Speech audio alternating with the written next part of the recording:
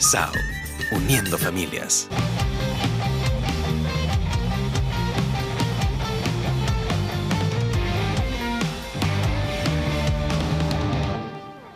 Nos atiende el arzobispo de Huancayo, el cardenal Pedro Barreto. Varias cosas que conversar con él. Teníamos pendientes varias interrogantes y por fin nos atiende. Cardenal Barreto, muy buenas noches, bienvenido. Buenas noches, Jaime. Con mucho gusto estoy con ustedes. Primero, queríamos saber en qué situación estaba Resucita Perú ahora. Entiendo que estaban en coordinaciones constantes con el gobierno para implementar una estrategia precisamente contra la pandemia basada en ciencia, que es algo que en este programa por lo menos hemos repetido una y otra vez como un tundete que no tiene respuesta completa en el Ministerio de Salud. Hemos escuchado a nuestros científicos decir que el gobierno sigue sin estrategia inteligente, comprando y usando pruebas rápidas y medicamentos que la ciencia ya demostró que no sirven. ¿Han podido lograr reuniones de alto nivel con la ministra Massetti para lograr este tema, cardenal? Sí, Jaime, quiero informarles que definitivamente ya se ha abierto un cauce de diálogo entre Resucita Perú ahora como expresión de la sociedad civil organizada, con el Premier y con la ministra de Salud.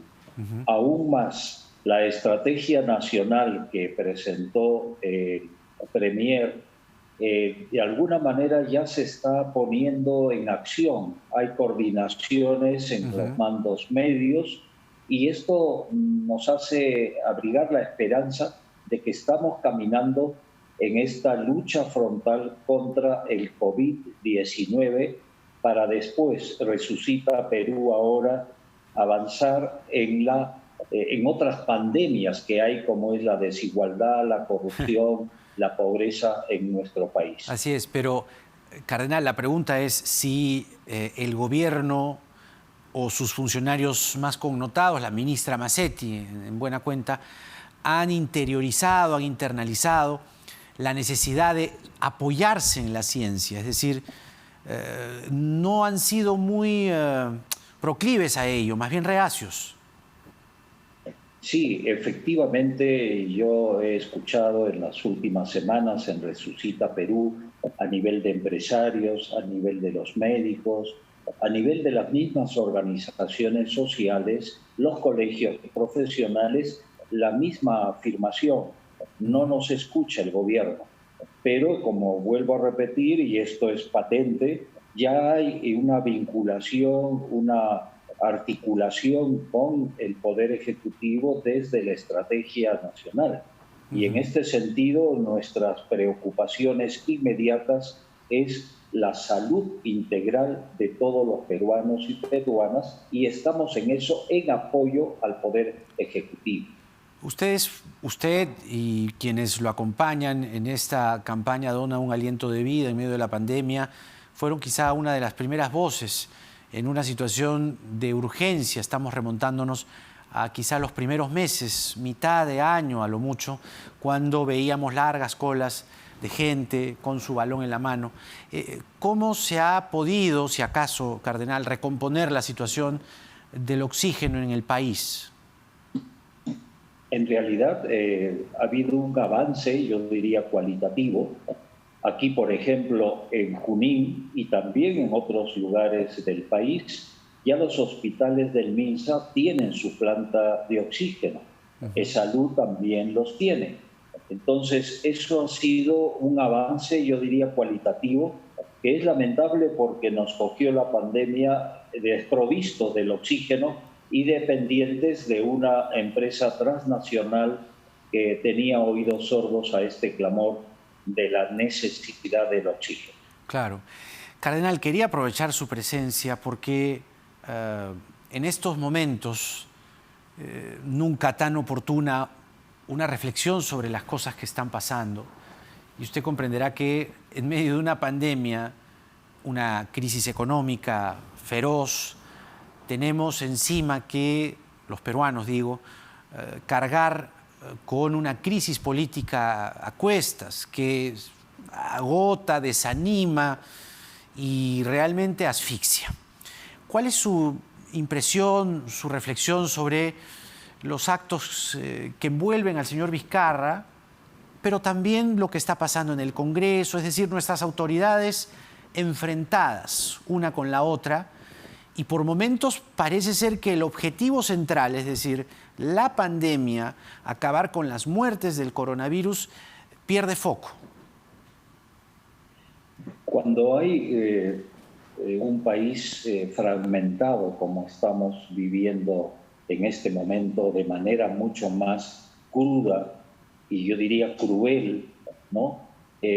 Como lo ha planteado, tenemos que mantener viva la esperanza. Por eso vuelvo a insistir en esta iniciativa pastoral de la Conferencia Episcopal Peruana, que las comunidades de fe, otras iglesias cristianas y no cristianas, están participando junto a empresarios, a políticos, a colegios profesionales, a universidades y a organizaciones sociales, porque en el Perú, si miramos el Perú más profundamente, hay signos de esperanza.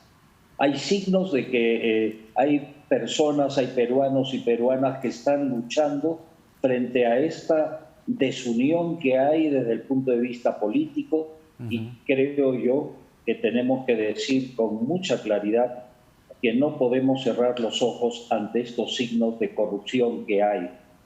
Los procesos fiscales abiertos al presidente de la República tienen que seguir como cualquier otro ciudadano, pero deben ajustarse a la ley pensando en el bien común del Perú.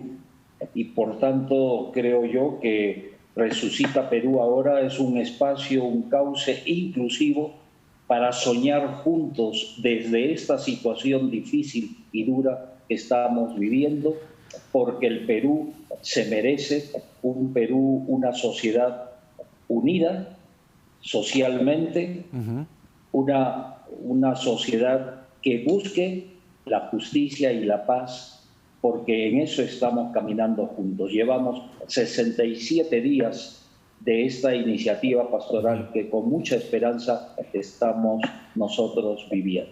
Cardenal, yo tenía una inquietud después de lo dicho, afirmado y además que causó revuelo y mucha inquietud en el mundo en general por el Papa Francisco respecto a las uniones civiles entre personas del mismo sexo, entre personas homosexuales. Quizá una afirmación inédita si la miramos integralmente.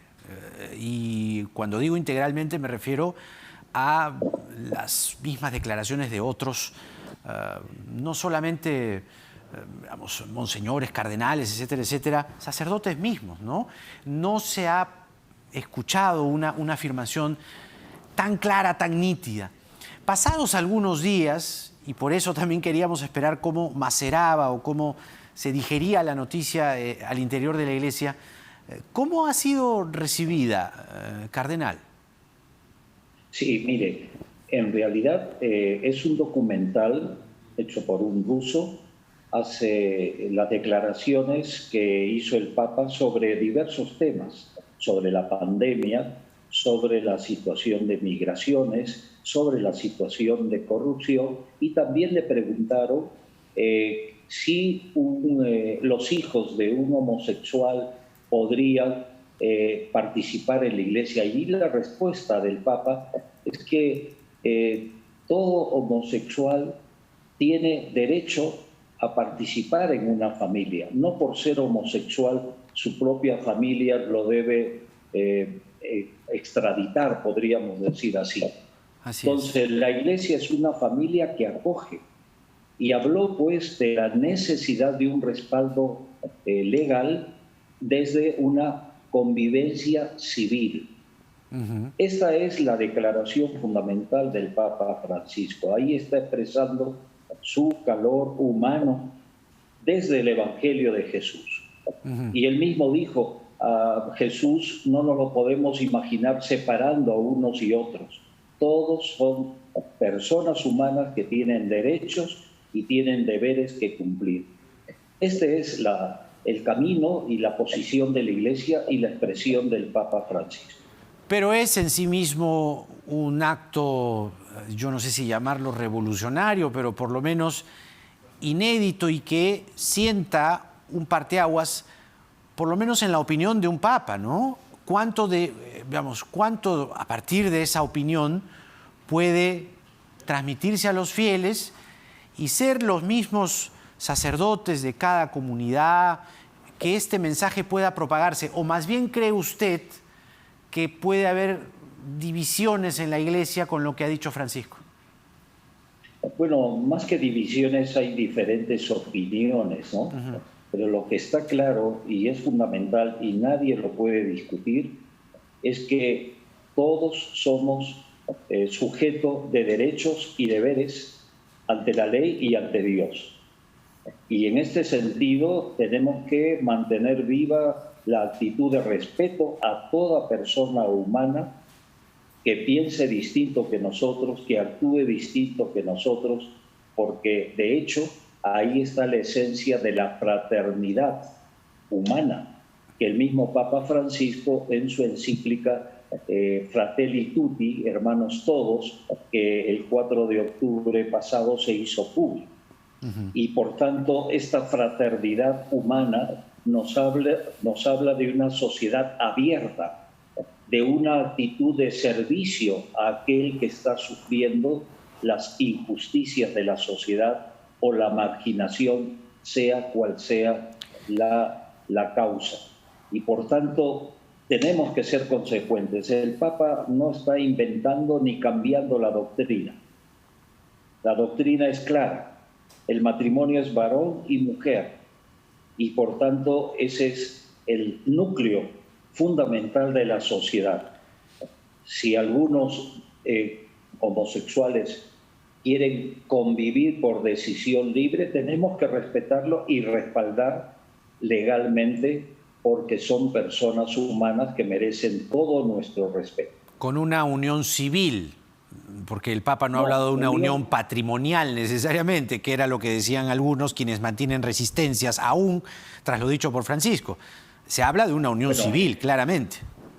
No habla de unión. Si usted escucha el documental, no habla de unión civil, sino de convivencia civil. Una convivencia, ¿no?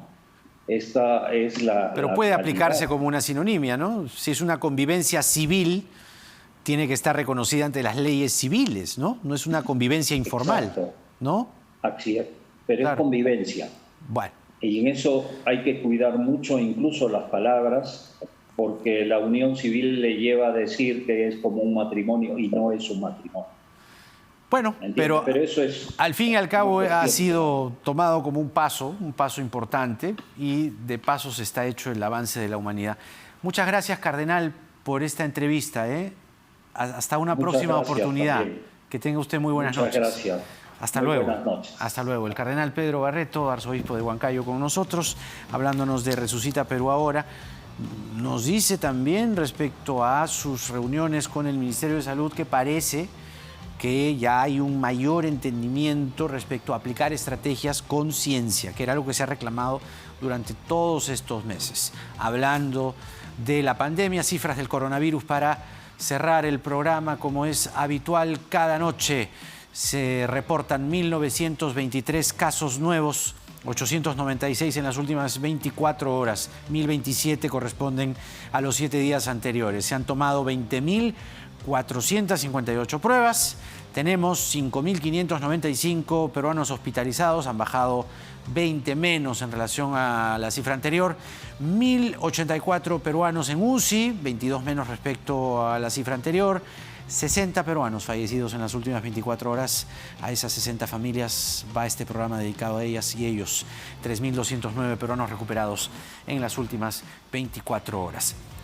Al fin y al cabo, con lo que estamos viendo, nos seguimos manteniendo resiliencia y siempre respetando los protocolos, Por esa razón, por todo esto y por todo lo que está pasándonos en la pandemia, no hacemos aún entrevistas presenciales. Cuánto nos gustaría hacerlo, ¿verdad? Pero respetamos la salud de nuestros entrevistados, de sus familias y de las nuestras, porque en el Perú de hoy nada está dicho. Hasta mañana.